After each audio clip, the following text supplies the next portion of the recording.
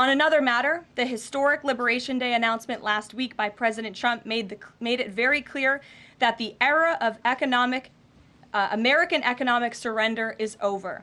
President Trump is no longer going to allow American workers and companies to be ripped off at the hands of foolish trade practices that shipped away millions of high-paying jobs and hollowed out communities across the country. It's America first, all the way. And despite fear-mongering by the media, the world is clearly responding to President Trump's approach.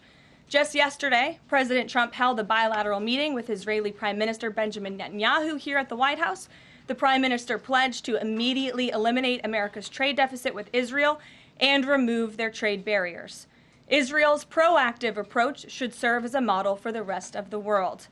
Also yesterday, the President spoke with Japan's Prime Minister, who wants to negotiate as well. The President also spoke to the acting President of South Korea this morning. He has tasked Secretary Bessent and U.S. Trade Representative Jamieson Greer to lead these talks.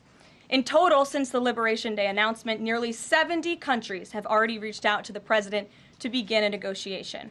Countries are falling over themselves to reform their unfair trade practices and free open their markets to our country. Why? Because these countries greatly respect President Trump in the sheer power of the American market.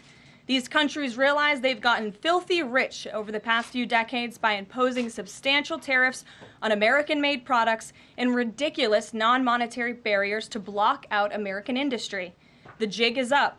Past American presidents sat by and let this happen, but President Trump stood up for our country, and he is saying no more.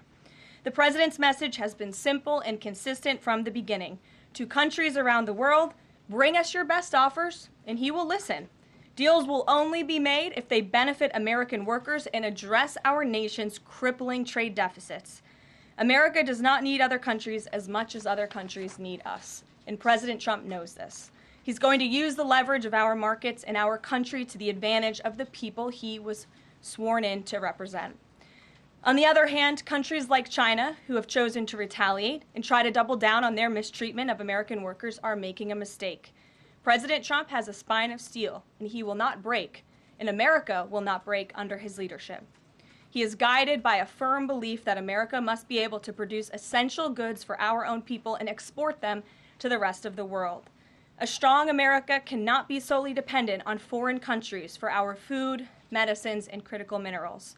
And America must always maintain a robust defense supply chain.